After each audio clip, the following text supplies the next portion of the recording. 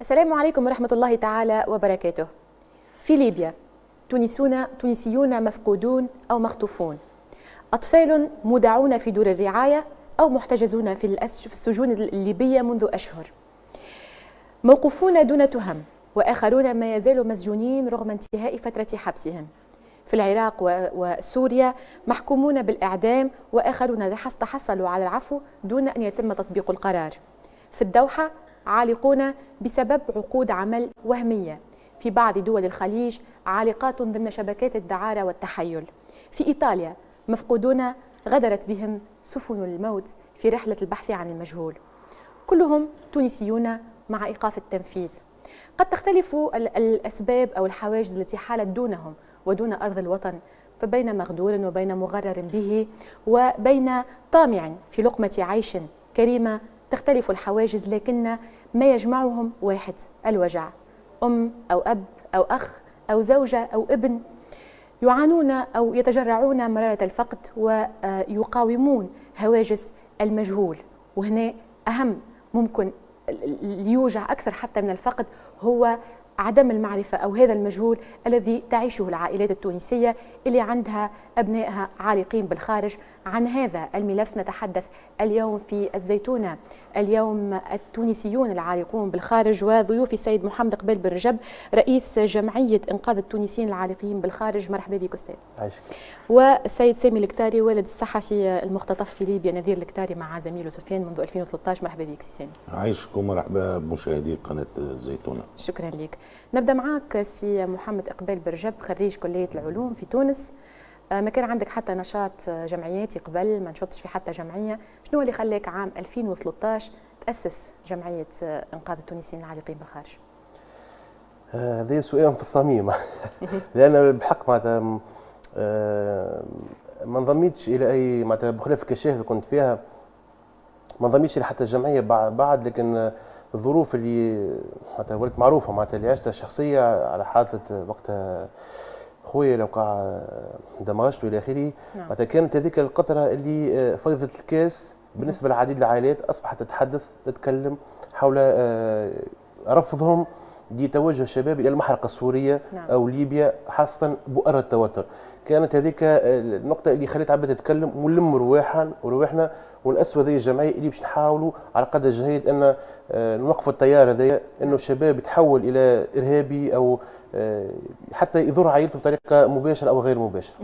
يعني باش نرجع لك في هذا الإطار نحكيو أكثر على الدور الجمعية وعلى الحالات ممكن اللي تعاملت معاها في صلب الجمعية هذه، لكن قبل هذا نمشي مع سي سامي وباش نحكي معاك تحديدا في ملف سفيان ونذير. طبعا الأسبوع اللي تعدى كان أسبوع ساخن بالأحداث، إطلاق سراح التونسية نوران حواس والندوة الصحفية اللي أقامتها سي سامي مع زوجتك السيدة سونيا بن رجب، والمعطيات اللي خرجت للإعلام. لهنا ديما نقولوا إنه البعد الشعبي عنده دور مهم، حتى لا تبقى قضية سفيان ونذير قضية حكر على المحيط الصحفي ومحيط المثقفين وغيرهم، لتخرج إلى المستوى الشعبي وكما قلنا تشكل ضغط على الحكومة. خلينا نسردوا التفاصيل منذ 2013 سبتمبر 2013 اختطاف نذير 2014 عفوا اختطاف نذير وسفيان حتى لحظة قراركم بالذهاب إلى ليبيا للبحث عن ابنكم. بسم الله الرحمن الرحيم. نذير وسفيان يشتغلوا في قناة تلفزيونية تونسية اسمها فيرست تي في. نذير كان حديث جديد في القناة هذه. نعم. كلفوهم مهمة، كلفتهم القناة بمهمة صحفية في التراب الليبي. قصده ربي نهار 2 سبتمبر.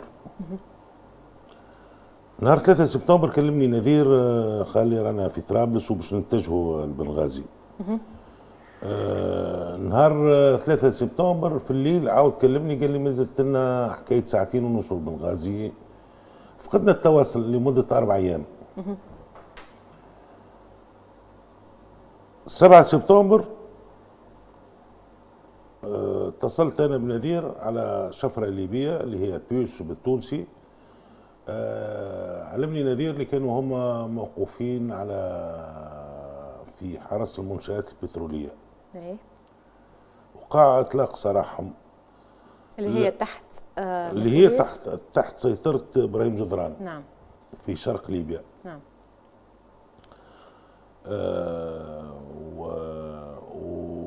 وكان التواصل معاه على أساس هما باش يروحوا لتونس، ياخذوا الطيارة من مطار طبرق. أي. وقال نهار 8 سبتمبر انقطع التواصل اليوم الناس هذا. احنا اتصلنا بالحكومة التونسية في عديد المرات، بقينا عامين نستنوا فيهم. تجاوب ضعيف جدا، من التو ما اعطوناش حتى معلومة على الأولاد. نعم. قررت أنا وسونيا عملنا دراسة، وهذا صديقي المحامي المتطوع الليبي الجنسية خالد لغويل أعطاني أن كارني دادريس. قصدنا ربي ليبيا، مشينا لمدينة البيضاء. هناك عملنا اتصالات بالمجتمع المدني، واغتنم الفرصة باش نشكر تجمع ساحات شهداء الجبل الأخضر، وبالأخص الدكتور وليد موسى وأخيه محمود العجيل. كان فما تعاون من الجانب الليبي؟ كان ثم تعاون من الجانب الليبي ومن المجتمع الليبي. نعم. وهو على ضوء الأخوة هذوما تواصلنا مع الحكومة الشرقية. نعم. حكومة الشرق. مشينا لوزارة العدل. نعم. اتصلنا بوزارة العدل. تواصلنا مع السيد رئيس الحكومة، رئيس الوزراء مرة 2. وعدونا، قالوا لنا راه ما جتناش حتى إشارة من الحكومة التونسية لا برقية في البحث على الأصدار الصحفيين. نعم. الصحفيين. أنا وسونيا خذينا الملف، أنا شخصيا خذيت الملف من الجانب المهني مش من الجانب العاطفي. عملت انفستيغاسيون سور تيران غاديك، اتصلت حتى بالجهة الخاطفة وتواصلت معاهم. الكلام نتاعهم ما قنعنيش. نعم. غادي بشرى زفها للمشاهدين اللي ما فماش حتى مؤشر يدل على استشهاد نذير وسفيان. الحمد لله. حتى تواصلت مع ناس مقيمين في درنا. وناس لهم علاقة بدرنا. اللي هي تحت تنظيم داعش. تنظيم الدولة داعش. نعم. داعش، تحت داعش. الأولاد ما وصلوش، ما يعرفوش حتى الحكاية هذه نتاع الصحفيين توانسة اللي وصلوا لداعش ووصلوا لدرنا. ما فماش حتى مؤشر يدل على اللي هم وصلوا لدرنا. بقت التهمة الصندوق الأسود هو السائق والمجموعة هذه، مجموعة جدران. نرجع للتفاصيل هذيا بعد تفاصيل الرحلة وأهم المعلومات اللي خرجتوا بها من الرحلة هذيا، بعد ما نمشي مع سي محمد إقبال لهنا. في ممكن قضية نذير وسفيان خرجت للرأي العام بما أنهم صحفيين وتم خطفهم، ويعني المحيط الصحفي تحرك للتوضيح القضية وللإعلام بالقضية وإشهار القضية. ثم ممكن حالات أخرى اللي ما نعرفوا عليها حتى شيء، ما عندنا عليها حتى معلومات. يعني لو كان تحكي لنا على هذه الحالات، اولا في ارقام، يعني التوانسه العالقين في الخارج في ارقام. ثانيا شنو هو الحالات، اكثر الحالات اللي اثرت فيك على المستوى الشخصي اللي تعاملتوا معها صلب الجمعيه؟ نعطيك بعض الارقام اللي بخلاف معناتها قضيه نذير وسفيان اللي معناتها الناس كل ولات تعرفها من الكبير للصغير. وشيء اللي يؤلم اللي احنا جاء دستور صادقوا عليه الناس كل من اليمين الى اليسار. شنو يقول الفصل السابع بالذات؟ ان الاسره هي الخليه الاساسيه للمجتمع، وعلى الدوله حمايتها. نعم. على الدوله تحمي العائلات هذه. تحميها شنو؟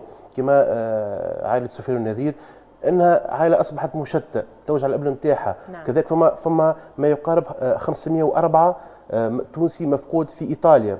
الى يومنا هذا اللجنه اللي امر رئيس الجمهوريه بتشكيلها والعمل البحث على المفقودين هذيا، اللجنه مع كل اسف ما نشكوش في القدرات اللي فيها، لكن اللجنه الى يومنا هذا ما تشتغلش بطريقه انها مركزه على الموضوع هذا. نعم. قبلنا سيد القضاة، لكن هو السيد القاضي معناتها تلقاه عنده بخلاف الخدمه نتاعو يتفرغ مره في الشهر والى اخره باش يستمع العائلات. يعني فماش لجنه متفرغه باش تشوف حل العائلات المفقودين في ايطاليا. هذه من شيء اخرى. عندنا مساجين في عند الدوله السوريه 43 تونسي اللي اعفى عليهم النظام منذ 2013. انا ننظر اي موضوع كان موضوع انساني، ما يهمنيش في السياسه، ما يهمنيش في الصراعات السياسيه، بالنسبه لنا احنا فما امور انسانيه، اللي يغلط يقول غلط واللي يقول اصاب فهو اصاب. واللي حتى غلط يجي يتحاسب في بلاده الاصل فيها. يعطيك الصحه، فهمت؟ هذه من ناحيه. احنا السياسات الخارجيه ما ندخلوش فيها، احنا جمعيه انقاذ التونسيين العالقين بالخارج. نعم. كذلك على ذكر 43 تونسي اللي هما مازالوا في السجون السوريه برغم انه تهمهم غير ارهابيه. نعم. السلطه التونسيه ما عملت حتى شيء باش تروح هذوما، واحنا على اثر فما بعض الجمعيات المجتمع المدني يطالب بارجاع العلاقات. احنا كجمعيه بمصلحه التوانسه سواء الجاليه اللي ما عملت يدها للساق لقات روحها ملوحه، فهمت؟ حتى حد مش مهتم بهم. القنصليه مع كل اسف فماش عمل جدي او اشارات ايجابيه جايه من غاديك، خاصه المواطنين غاديك. هذه من حاجه. ثاني حاجه على قدم المسير تكون بيلاتيرال من طرفين، مش رجع شبه قنصليه في سوريا ولان فما حد شيء، فهمت؟ نعم. هذه حاجه بخلاف 43 تونسي اللي ما نعرف عليهم حد شيء. عندنا كذلك فما تونسيين رجعوا تايبين، لكن هذيك وضعيتهم خاصه اللي الانسان خاطر رجع تايب وكل شيء يلقى روحه سلم نفسه يلقى 10 سنين معناتها شيء من القلب، فهمت؟ برغم انه اثباتات من الداخليه حتى من عائله الانسان جست مشى لقى لي الامور غالطه روح لقى روحه في السجن. وحاجه اخرى بالله على ذكر مدام سونيا اللي هي كذلك تحس على ولدها، وشوفوا الامهات كذلك الاخرين اللي ولادها ما بين مفقود في ايطاليا نعم. ما بين مسجون في سوريا نعم. هذه عينه صغيره اللي وقتها في عيد الامهات عباد زاد باش تظهر انها تلوج على اولادها وان السلطه ما اعطتهم بظهرهم. نعم. نعطيك معلومه اخرى سيدي الكريمه، احنا قابلنا سي خميس الجنهاوي، ان ذاك وقتها كان مستشار رئاسه الجمهوريه. وقتها قابلناه في 2015 وبلسان سيدي خميس الجنهاوي قال لنا ان رئيس الجمهوريه متحمس، خاصه بغض النظر على موضوع سفيان النذير هذيك اولويه، بغض النظر على التونسيين اللي مفقودين بايطاليا نعم. على التوانسه اللي في السجون، وقال هي اولويه. لكن مع كل اسف سي خميس الجنهاوي وقت يولي وزير الخارجيه اعطاه بظهره لينا احنا والجمعيه. لكن حاجه اخرى بلا يحب نلح عليها ويعطيكم الصحه اللي جاتنا الفرصه باش نحكيو عليها، اللي الطفل هذايا طفل نعم. تميم الجندوبي نعم. اللي ذنبه الوحيد انه تونسي، ذنبه انه تونسي.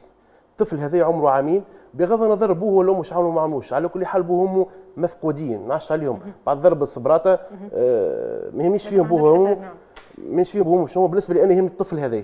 الطفل هذايا راسلنا وزاره المراه يوم 27 سبتمبر في رساله عاجله. الى يوم هذا فما حتى اجابه وزاره المراه. احكي لنا عليش به الساعه الطفل هذا. هذا الطفل هذايا مع كل اسف بوه وامه تواجدوا في ليبيا. نعم. صار ضرب الصبراته. ضربه السرد سامحني. يعني هما مصنفين عناصر خطيره وارهابيه في تونس. بوهم واي. هذاك حاجه تخصهم هما. بالنسبه لي يخص الطفل هذا اكيد اللي ما عنده حتى ذنب، الا انه جاي كما قلت انت تونسي والوالدين مش مسؤولين. هذوكم ربي معهم، فهمت؟ نعم. انا حاشي بالطفل هذا اللي هو وحده لا بو لا ام في عند جماعه الردع، قوات الردع، فهمت؟ قوات الردع قالوا اجهز ولدكم. السلطات التونسيه ما عملت حتى شيء. وزاره المراه راسلناها من 27 سبتمبر ما ثم حتى رد للتو، حتى والوزيره في بالها. الوزيره في بالها بعد 3 ايام فما شكون بلغها المراسله ما وصلهاش. نستغرب شنو جرى، وين الاداريين، وين الوزاره؟ هذه الحاجه الاولى. قابلنا السيد المندوب العام لحمايه الطفوله يوم الجمعه بعد 3 ايام، قابلنا حكينا معه بطريقه مباشره. نهار 3 اكتوبر سلم لنا معناتها مراسله رسميه. هي اصلا فيه تكون قضيه عاجله، هذه مستعجله، يتم التحرك بطريقه عاجله لانه طفل هذا. طفل. وانا نقول لك حاجه نعم.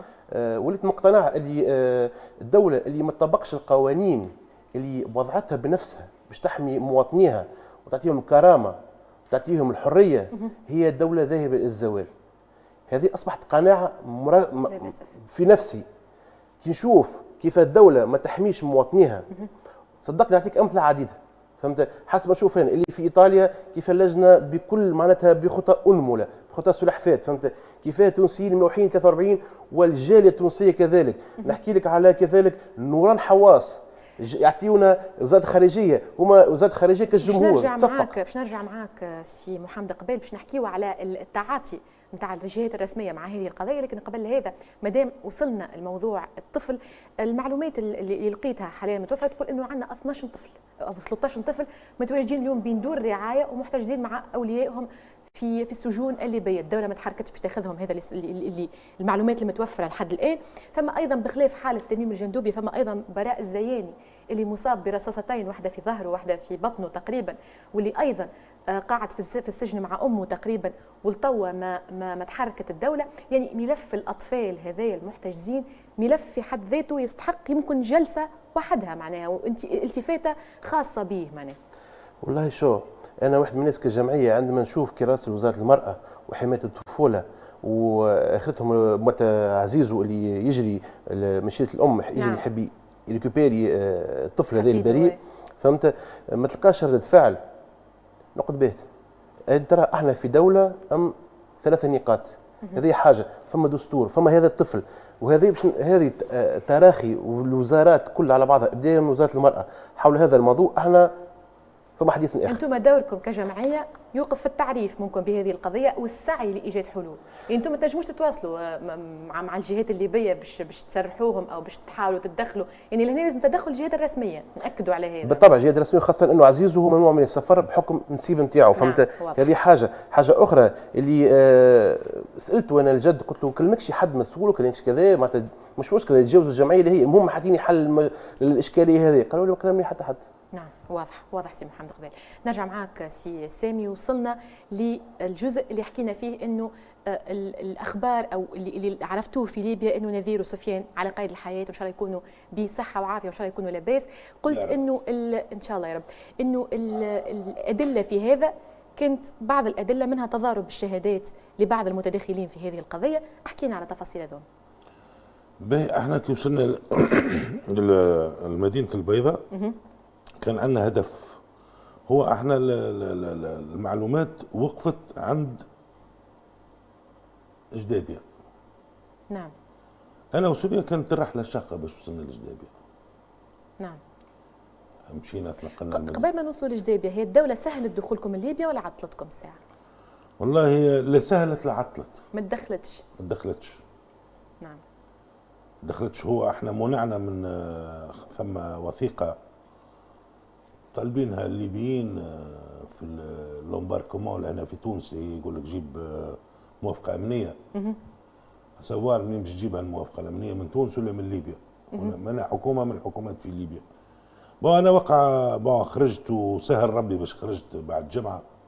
مع العلم اني علمت القائم بالاعمال هنا في تونس، القنصل السفير الليبي والقنصل الليبي، وعلمت وزاره الخارجيه كتابيا راني منع التسهيل سفري الى ليبيا، راني منعت، واليوم الناس هذا ما جاوبونيش. نعم. الزوز لا لا لا لا لا السفير لا القنصل لا وزاره الخارجيه كل يعني ما جاوبوكش، ما تعاملوش معاك، مشيت لليبيا ما لقيتش حتى معناها اذن بالتفتيش او مطلب تفتيش، مطلب غياب في زوج صحفيين على الاراضي الليبيه من المؤسسات الرسميه نتاع الدوله. يعني ولهنا السيد وزير الشؤون الخارجيه والاطراف المسؤوله كي يحكيوا ويقولوا انه قضيه نذير وسفيان من القضايا الاساسيه والمهمه اللي تم طرحها على رئيس الجمهوريه وتم طرحها على مجلس النواب وغيره. شوف، لكن يفهم مش معناها كيدنابينج ووقت وخليت ازمه. باش نجوها المراحل هذيك انا عندي ما يقارب باش نكتب 4000 صفحه، كتاب نتاع 4000 صفحه في قضيه سفيان ونذير. نعم. توجي نهار ان شاء الله نضويو العباد شويه. الراي العام هو كما قال خويا قبال، خطوه الحكومه سلحفاه، انت نمله تمشي بشويه بشويه. مش عارف شنو هو الشيء اللي عطلهم وشنو تعاقب ممكن نتاع الحكومات، نحي حكومه حط حكومه ما ياثرش. والله لا، احنا في تونس عندنا المؤسسات، النجم كي تنحيني انا تواني ما نخدمش. الخدمه خدمتي قاعد يخدم فيها غيري. نعم. مش هذه القضيه ثم اسكو ثم نيه باش نخدموا الملف هذا ولا لا؟ فما صراحه في التعامل مع الملف ولا لا؟ فما واقع في التعامل مع الملف ولا لا؟ وفما ناس باش عندها كاباسيتي مؤهله كي تمشي لليبيا ولا لسوريا تخاف ولا ما تخافش ولا لا؟ تخدم في الوطن. مش تو في تونس نخدموا في المصلحه الخاصه، ما نخدموش في المصلحه العامه. انا نتحمل مسؤوليتي في الكلمه هذه. المسؤولين اللي موجودين كلهم يخدموا في المصلحه الخاصه. حتى نواب الشعب راه مصلحه خاصه مش مصلحه عامه، مش موضوعنا نتعدوه. بون احنا عملنا على ربي ومشينا وصلنا. موجع اللي يوجعني 17 يوم حتى اوفيسيال من تونس، لا معتمد لا والي لا قنصل لا هز تليفوني عايلش احوالكم بورتون في بالي ولا احنا متواجدين في ليبيا. نعم، يعني انتم مشيتوا تقوموا بدور الدوله الاصل فيه. والله انا نرضي في ضميري قدام ربي مش ارض الدوله، خاطر انا جبت ولد مسؤول عليه، المسؤوليه امانه. ربي ان شاء الله يرجعوا. ويقروا سوره صفات نعم كان يقراوها ويفهموها ايش معناها، كلهم لما يقدموا استقاله. نعم، خاطر راهو انا باش نعطيهم حاجه نقول لهم يوم الاخره، اليوم هاك ما قبلتنيش وما هزيش التليفون وما كلمتنيش، غدوه قدام ربي باش تعمل. رغم انه سي سامي السيد خميس الجهناوي اللي هو وزير الشؤون الخارجيه حاليا يقول انه اول ملفات اللي تم طرحها على حكومه الوفاق الليبيه كانت قضيه نذير وسفيان منذ ان تكونت في مارس الماضي، وانه الخارجيه قدمت كل الدعم والمعلومات المتوفره لديها لعائلتي سفيان ونذير. اختي العزيزه، وسامحني وان عدم التعاون مع العائلات غير صحيح هذه المعلومه. بالله يا سي خميس يرحم والديك، راك تتعامل مع ناس مثقفه، راك الناس تعرف الخريطه، تعرف الجغرافيا وتعرف السياسه وتعرف الدين وتعرف كل شيء. كي تحكي حكايه احكيها بالرسمي. اسكو الاولاد وين موجودين؟ في شرق ليبيا ولا في غرب ليبيا؟ انتم اريدوا تعرفوا اكثر من الدوله. الاولاد موجودين في الشرق ليبيا، يلزمنا نتعاملوا مع حكومه الشرق. نعم، ملزمين باش تعاملوا مع حكومه الشرق. مش موجودين في غرب ليبيا. نعم، حكومه السراج موجوده لهنا في قمرت، مش في طرابلس، موجوده لهنا في تونس في قمرت. انا ما يعنينيش هذا، اما ملاحظه برك راك تتعامل مع ناس فاهمه القانون وفاهمه العالم وفاهمه الدنيا الكل. نعم، اما باش تقول لي راني نتعامل مع الحكومات بنفس المسافه، انا مشيت ولقيت عكس ذلك. واضح سي سامي. قبل ما نواصلوا الحلقه نشاهدوا التقرير هذا مع بعضنا من اعداد زميلتنا هيفا الحيدري ونرجع مع بعضنا باش نكملوا. هل هنالك أشد مرارة من فقدان فلذة الكبد؟ وهل هنالك أقسى من تذوق علقم جهل مصير الابن الغائب أشهر وسنوات خارج حدود الوطن؟ قصص وروايات أليمة عايشت أطوارها مئات العائلات التونسية ممن فقد أبناؤها بالخارج. اختلفت الوجهة والطريقة وتوحدت مشاعر الفقد والانتظار. أبناء مختطفون وآخرون عالقون، والباقي ممن ركبوا أمواج البحر باحثين عن أمل يشعل شمعة درب مستقبلهم في بلاد الغرب، فاختفى أثرهم، فلا خبر ولا معلومة تطمئن قلوب آبائهم. ملف التونسيين العالقين بالخارج يعتبر من أكبر اهتمامات المجتمع المدني في تونس، خاصة فيما يتعلق بمن تم التغرير بهم وتصفيرهم للقتال مع داعش في بؤر التوتر سوريا وليبيا والعراق، وأرادوا العودة إلى أرض الوطن لكنهم لم يجدوا السبيل إلى ذلك فظلوا عالقين هنالك. حسب إحصاءات جمعية إنقاذ التونسيين بالخارج فإنه تم تسجيل 300 مفقود تونسي في ليبيا و504 في إيطاليا، بالإضافة إلى 43 تونسيا عالق في سوريا بتهمة اجتياز الحدود دون أن ترتبط بهم شبهات إرهابية. آخرها ما راج حول اعتقال الطفل التونسي ذو السنتين في السجون الليبية بعد أن فقد والديه في غارة أمريكية استهدفت معسكرا لتنظيم داعش، دون أن ننسى مئات الفتيات التونسيات التي تم التغرير بهن للعمل في الخارج وخاصة دول الخليج ليجدن أنفسهن في متاهة شبكات الدعارة، منهن من استطاعت الإفلات من فك هذه العصابات وأغلبهن بقين قيد الاحتجاز. قضية اختطاف التونسيين هي ملف راح ضحيته العشرات، ولعل أشهرها قضية اختطاف الفرنسية من أصل تونسي نورا نحواس، والتي تم النجاح في الإفراج عنها بعد أكثر من 10 أشهر على اختطافها من قبل مسلحين بالعاصمة صنعاء. حسب الإحصاءات فإن أغلب التونسيين الذين دخلوا التراب الليبي للعمل فقدوا في ظروف غامضة، منهن الصحفيين سفيان الشرابي ونذير القطاري المختطفان منذ السنتين. وتهافت الأخبار المتضاربة طيلة هذه الفترة عن مكان تواجدهما وإن كان على القيد الحياة أم لا. لتكشف زيارة عائلة نيذيلكتار الأخيرة إلى ليبيا أن الصحفيين لا زالا على قيد الحياة في انتظار أن تسلمهما الجهة المختطفة قريبا إلى عائلاتهم. انتقادات عديدة وحادة تواجهها السلطات التونسية وعلى رأسها وزارة الخارجية تفيد بأنها غير جادة في التعامل مع قضايا التونسيين المفقودين أو المختطفين، لتظل جل هذه الملفات مركونة في زوايا مظلمة. مرحبا بكم من جديد مشاهدينا. رجعنا لموضوع حلقة اليوم، التوانسة العالقين بالخارج والتعاطي مع المجتمع المدني من جهة والتفاعل الحكومي من الجهات المسؤولة من جهة أخرى. نرجع معاك سي محمد إقبال، النائب عن دائرة العالم العربي وبقية دول العالم العربي السيد ماهر مذيوب تقدم بمطلب لمساءلة السيد خميس الجهناوي، كان في 23 أوت 2016. حبيت أنا نتصل به باش نشوف هل تمت المساءلة ولا لا. ما تحصلتش عليه السيد النائب. في نفس الوقت البحث اللي عملته يقول انه مثلا تمتش المساءله لحد الان. النقاط اللي تم طرحها هي ماذا فعلت وماذا فعلت مصالح وزارتكم الموقره من اجل اطلاق سراح التونسيه نوران حواس؟ ماذا فعلت وماذا عملت مصالح وزارتكم الموقره من اجل اطلاق سراح الصحفيين التونسيين المختطفين في دوله ليبيا منذ سنتين؟ ماذا فعلت وماذا عملت مصالح وزارتكم الموقره في ملف التونسيين المحكومين بالإعدام في جمهورية العراق؟ وهل ساعدتم أمهاتهم وأبائهم من أجل مقابلة فلذات أكبادهم قبل فوات الأوان؟ ماذا فعلت وماذا عملت مصالح وزارتكم الموقرة من أجل تصفية وضعيات المئات من التونسيين والتونسيات العالقين في الدوحة والقادمين لها بتأشيرات عمل وهمية، حيث كلفكم السيد رئيس الحكومة بتسوية هذه الوضعية عندما طرحت عليه الموضوع في جلسة نيلكم الثقة بتاريخ كذا؟ يعني لهنا عديد جملة من النقاط الأصل فيه أنه مكلف بها وزارة الخارجية بجميع مسؤوليها وبجميع أطرافها وعلى رأسها السيد وزير الخارجية. لهنا نحب نسألك، أنت قاعدين تتابعوا في المحاكمات اللي قاعدة تصير في العراق وفي سوريا وفي غير محاكمات التونسيين ولا؟ أول شيء نحب نحيي سيد النائب سي ماهر اللي قبلناه وكان إنسان متجاوب ومتفاعل حول القضايا هذه. نعم. هذه أول شيء.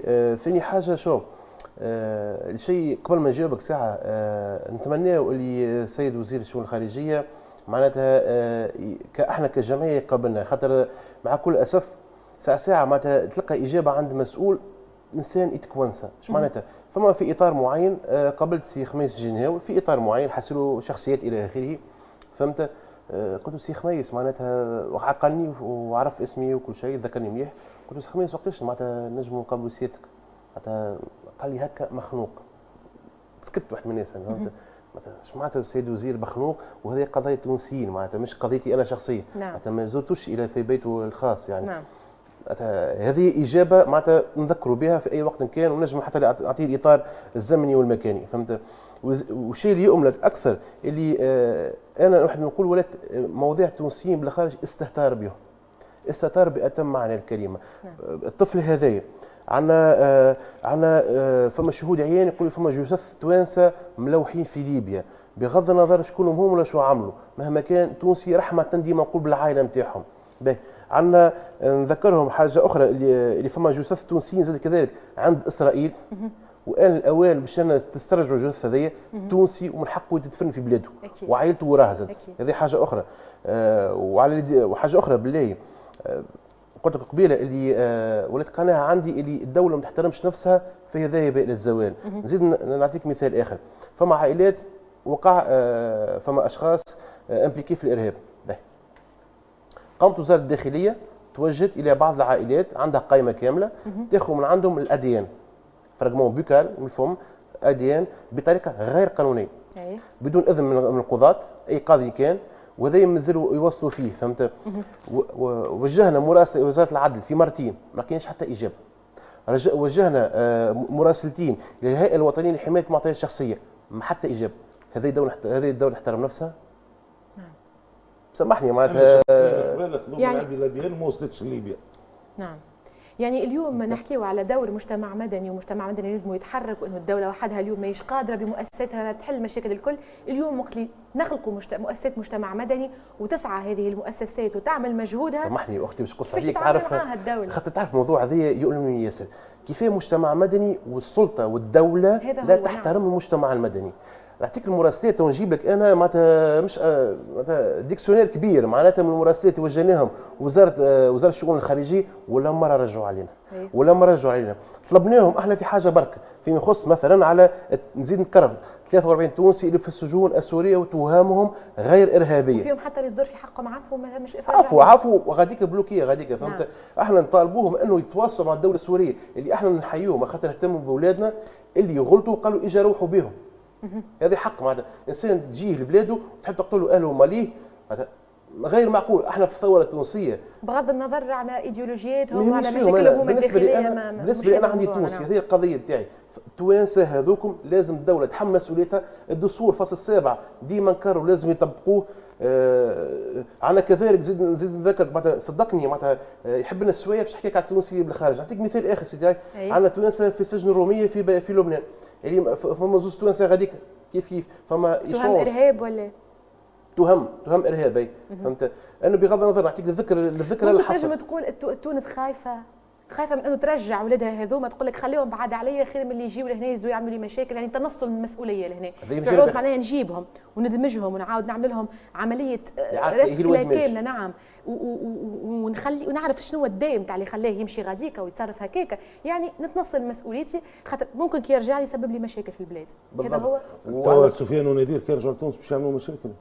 هذاك ملف كبير سفيان ونذير. زيد وصمه عار عليهم هما اكثر فهمت. خاطر في ملف مثلا في الارهاب نحكيو على قضايا الارهاب خاصه نجموا ما بين قوسين يعتمدوا يقول لك ارهابيين والى اخره. برغم ان اختي عزيزه صدقني عديد الدول تواصلت معنا احنا كجمعيه صغيرونه اللي لا عندها لا مقر لا عندها لا موارد ماديه فهمت. برغم ذلك عديد الدول تتصل بنا تشوف الخبره نتاعنا الصغيره شنو عملنا بها. نعم. تهتموا كيف اعاده تاهيل اراده تاهيل ودماج. يعطيك الصحه اللي احنا كعائلات مش مسلمين في اولادنا نشوفوا حل.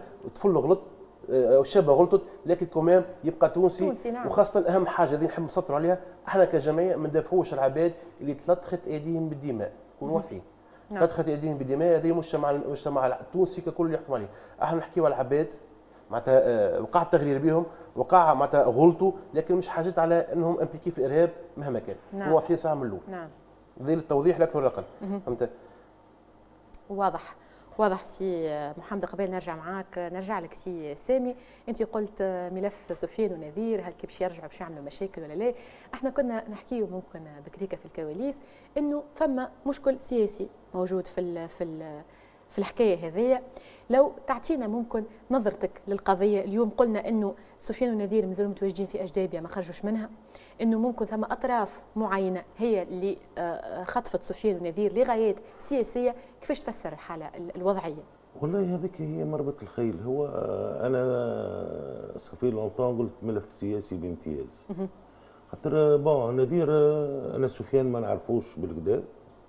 ما عنديش ما نتكلم على ولدي. نذير ولدي والله يعرف ما يفهمش في السياسه. هو انا ابوه ما نفهمش في السياسه. هو مصور صحفي. نعم. انسان مامور امرته التلفزه نتاعه باش يمشي يخدم باش يعمل مهمه في ليبيا ويرجع. نجم نقولوا تقني. هو تقني ماهوش مهتم بالجانب المضموني حتى في القضيه نتاع ليبيا ومشاكل ليبيا. وما عندوش حتى انتماء. نعم. ما عندوش حتى انتماء. الانتماء الوحيد نتاعو هو ياكل ويخدم هكا. هذيك المبدا نتاعه. ويحترم والديه ويحترم الناس على خاطر تو كان تخرجي تعملي تمشي تسال على نذير حتى واحد ما ينجم يقول فيه كلمه خايبه سواء حتى من زملائه ولا من اصدقائه ولا من المجتمع المدني. ما عندوش افكار سياسيه. ما عنده حتى شيء. اما عمليه الخطف في حد دخلوه في لعبه سياسيه. لعبه سياسيه. اعطينا ملامحها حسب انا من نتكلم من الناحيه الانسانيه. يا تونس يا حكومه راي الحكومه مبنيه على الشعب نتاعها، لكن انت تذل في الشعب نتاعك وما تحترم الشعب نتاعك.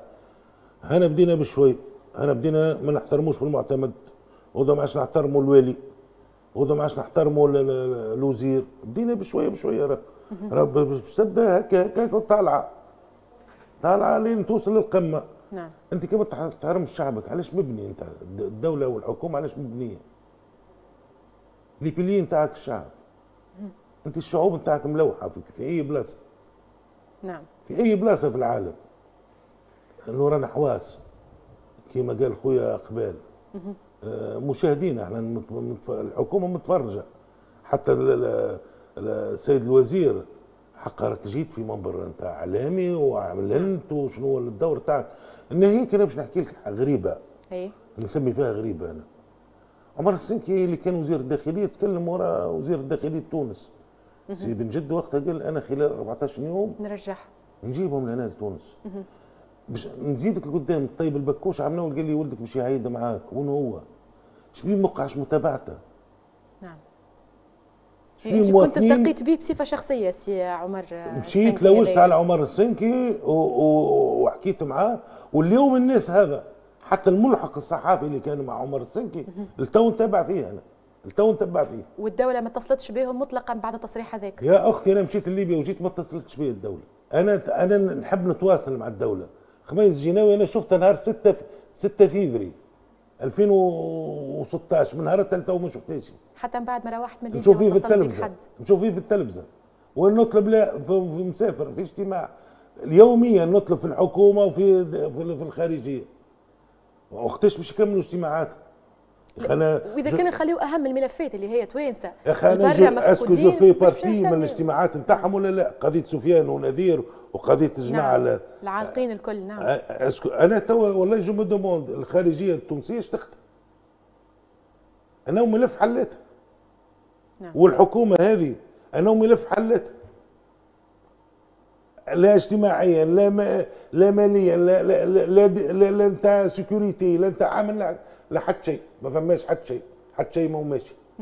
التو شادنا ربي وبن عروس وكذا. هم التو حامينا شوي ولا رانا اتخذنا حتى احنا. واضح. في نفس السياق سي سامي تصريح للسيد وزير الشؤون الخارجية قال أنه هناك أطراف سياسية تحاول توظيف ملف كل المختطفين وخاصة ملف سفيان ونذير لأغراض سياسية وخاصة كما نقولوا احنا استغلال ذهاب وليدة سفيان ووالده للأراضي الليبية استغلالها في مآرب سياسية وتسجيل أهداف سياسية معينة. هل تحطيتوا في موقف هذا انه فماش اطراف سياسيه حاولت ويوضح لي نقولوا احنا بالدرجه تركب على قضيه سفيان؟ والله يوضح لي. انا سيدي من هنا راني ما عنديش لا انتماء لاني دستوري لاني تجمعي لاني نهضوي لاني انا انسان خبزيست. الاحزاب ما ثم حتى حزب انا بيدي بون اتصلوا بي من قبل برشا احزاب. راني ما نحبش ندخل حتى تحت حزب. نعم. انا عندي قضيه انسانيه مش ايديولوجيه. نعم. قضيه انسانيه. قضيه بو فاقد ولده. انا ولدي نحب نعرف مصيره. كان ربي هالزمان تراني مقتنع. خلينا نعمل مأتم ونقبل التعازي. كان مازال حي واجبي ومسؤوليتي الادبيه والمعنويه باش نعرف مصير ولدي وين. نعم. نعم. وربي وهذا سي خميس الجناوي هو يترجم هذا يوضح لنا. يوضح لنا حتى في نطاق ضيق في اجتماع بيني وبينه يوضح لي الجماعه السياسيين خلينا نمشي نتصل بهم. انا ما عنديش مشكله مع حتى انسان. يعني زعما ثم ايضا الاخبار او تصريحات اخرى تقول انه لسريه ممكن الملف او خطوره الملف ما يحبوش يعطيوا معلومات. يعني كيفاش يا اخي دس عليه من شكون المسؤول الاول؟ اكيد انت والوالده. فلا. نعم. انت تدس عليه من بس سيدي انا قلتها له من قبل رانا نعمل لكم التزام اعطيني ايش عندك ونعمل لك التزام. اللي كي تخرج كلمه ما عادش تخدم فيه الملف هذا. قول لي النذير راه مش تونسي. واضح سي سامي. نرجع معاك سي محمد قبال. وطبعا حكينا على عديد الملفات. ايضا ثم ملف ممكن ما تعمقناش فيه اللي هو ملف التوانسه اللي موجودين في ايطاليا. شنو جديد فيه اليوم؟ جديد فيه فما حتى شيء جديد. حتى شيء. حتى شيء جديد. ننتظروا في وزاره الخارجيه او وزاره الشؤون الاجتماعيه يعملوا كونفيرونس دو بريس للعموم لانه يوضحوا ايش فما جديد. وبالنسبه للحالات كما قلت لك في اول الحلقه، لو كانت تعطيني حاله من الحالات اللي اثرت فيك بصفه شخصيه، طبعا بخلاف حاله سفيان ونذير كي نشوفوا دموع امه، كي نشوفوا دموع الامهات في الوقفات الاحتجاجيه اللي ممكن نراوهم قدام مسرح البلدي نتعداو ونغزروا لهم ونتعداو ما نعطيهمش اهتمام كبير، لانه قضيتهم او قضايا التوانسه العالقين دخلت في وسط معمعة الحياة، في وسط مشاكل التونسي الكبيرة متاع المعيشة ومتاع الإضرابات ومتاع الزيادة في الشهرية ومتاع الضرائب وغيره وغيره، ولات قضية ثانوية عند التونسي. لهنا احكي لنا حالة من الحالات الإنسانية اللي التوانسة ممكن ما يعرفوهاش واللي ممكن تأثر في الرأي العام التونسي. صدقني أول حاجة ساعة أنا كل حالة تؤلم قلبي. أنت كي تشوف الوجوه الطيبة هذه واللي تتألم، كي تشوف كل وجه هذه، كل أم هذه، نعم، كل أم عندها ولدها، فهمت؟ كلها تتألم. سامحني قبل باش نرجع معك لرمضان، الليله الاولى تاع رمضان احنا استدعينا سي الباجي باش نفطروا معنا. اي وجاء قبل الدعوه صيب علينا بعض الاشخاص معناتها ديجا حتى هبطناها في وكاله تونس فريق الانباء، كيف في الاخير وقع استقبال العباد، كيف وقعت عنيف. معناها انتم استدعيتوه باش يعمل معاكم افطار وقعت عنيفكم؟ لا معناتها عملنا وقفه هي نوعا ما احتجاجيه، معناتها باش تظهروا اللي اول نهار في رمضان العائله تتلم تاكل مع بعضها، لكن فما عائلات منسيه يقعد ناقص في العائلات هذي. نعم يعطيك الصح، فما كرسي ناقص، وخاصه الالم اللي جرى عن ذلك معناتها عائلات عباد معناتها كبار محترمين جاوا باش يظهروا الالم نتاعهم، معناتها بعد وقع تعنيفهم، وقع فما عائلات وقع تعنيفهم والشهادات موجوده. من الشارع نتاع المواطن التونسي هذا اول نهار في رمضان، اول نهار في رمضان، فهمت؟ ويدعوا علينا، ثم عوان امن تدعي علينا. لا حول ولا قوه الا بالله. فما شكون حتى هو طرفه صغيره معناتها بالله، حتى سي سامي وحاضر عليها، فما خاطر منعونا باش نقدموا قدام انا وسي سامي وقتها جينا قدام شويه، وفما بقيه العائلات بقاو معناتها ديكاري التالي، فهمت؟ فما اشخاص فهمت وقتها حبوا يدخلوا الفتنه ما بيناتنا على اساس ذوكم ياكلوا معناتها.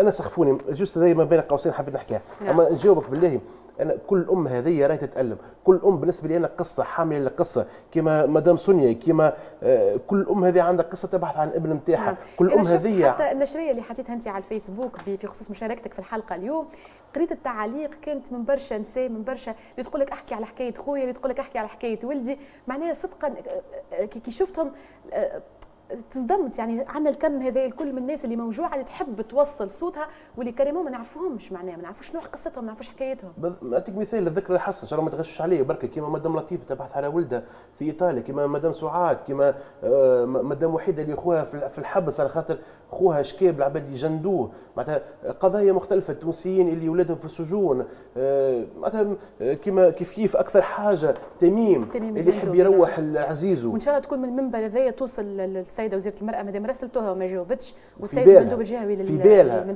وزاره المراه في بالها في بالها بالقضيه هذه. ونقول لك حاجه، فما شكون اداريين حكيت معاهم تفاعلوا مع الموضوع هذا، فما شكون وصل لها وفي بالها، معناتها اذا كان المراسله ما وصلش هي في بالها.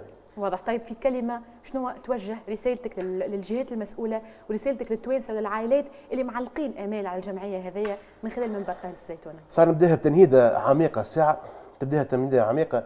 انا نقول حاجه بركه، سيد رئيس الجمهوريه انت وعدت الامهات، وعدت امهات ايطاليا، وعدت امهات كذلك اللي في السجون السوريه، وعدت مدام سونيا، الامهات هذوما وعدتهم انت، سواء بلسان سي خميس الجنهاوي اللي قبلناه وحكينا معاه، سواء للعموم اللي بناهم في ايطاليا، يعني السيد رئيس الجمهوريه وعد الحر يدين. هذا ايش نقول هكا. واضح. نختم معاك سي سامي، نخلي لك الباب مفتوح، شنو الرساله تحب توجهها اليوم سواء للحكومه سواء التوانسه يتفرجوا فيك سواء حتى النذير اللي ممكن نجم يكون قاعد يشاهد فيك توا من الاراضي الليبيه، شنو الرساله تحب توجهها؟ اول رساله نوجهها للنذير ونقول له احبك يا ولدي. دورها هكا الكاميرا هذه. 2 الاخر رمق في حياتي، راني ما نسلمش في قضيه ولدي. نعم. 3 أنا نتوجه للسيد رئيس الحكومة سي الباجي ربي يشفيه في فرنسا. سيد رئيس الحكومة، راني أنا عندي كم من المعلومات وراي لصالح ولدي وولدي في بارتي من المجتمع التونسي، وعليك باحترام الدستور، وعليك بتفعيل الدبلوماسية التونسية خارج تونس. راهي فرصتنا تو باش نلمعوا صورة تونس في العالم العربي وبالقضايا هذه مش متفرجين. 2، يا ربي ان شاء الله تفرج على ولدي وعلى امة محمد الكل. امين يا رب. شكرا لك سي سامي الكتاري، والد للصحفي المختطف زميلنا نذير الكتاري، رفقة زميله سفيان الشرابي اللي تخطفوا في ليبيا منذ أكثر من سنتين. شكرا لك أيضا سي محمد قبيل برجب رئيس جمعية إنقاذ التونسيين العالقين بالخارج، نورتونا في الحلقة هذية. طبعا هذا كان كلام والد موجوع في ولده، والد يعيش إحساس الفقد. كان المقرر تكون معنا أيضا السيدة سونيا رجب والدة نذير، لكن تعذر عليها لإصابتها ممكن بمرض إن شاء الله ربي يخف عليها. ممكن سي إقبال يعرف أكثر منا، خاطر قاعد يخالط في الناس اللي عندهم مشاكل أو فاقدين أولادهم في بلاصة في مكان ما في هذه الأرض الشاسعة خارج أرض تونس، عالقين توانسة كما قلنا مع وقف التنفيذ.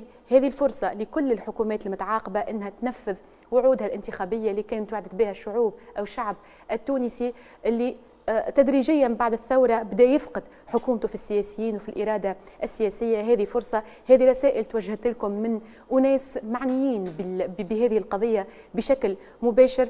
قضية الطفل تميم الجندوبي وغيره من الأطفال المحتجزين، قضية سفيان ونذير، وما هي إلا ممكن واجهة خارجية لعديد من المشاكل والأزمات اللي يعيشوها عدد كبير من التوانسة العالقين خارج أرض الوطن. بهذا اليوم نكون ختمنا حلقتنا من برنامج زيتونة اليوم. إن شاء الله نتلقاو في حلقة قادمة. كونوا معنا في الموعد، نترككم في رعاية الله، والسلام عليكم ورحمة الله تعالى وبركاته.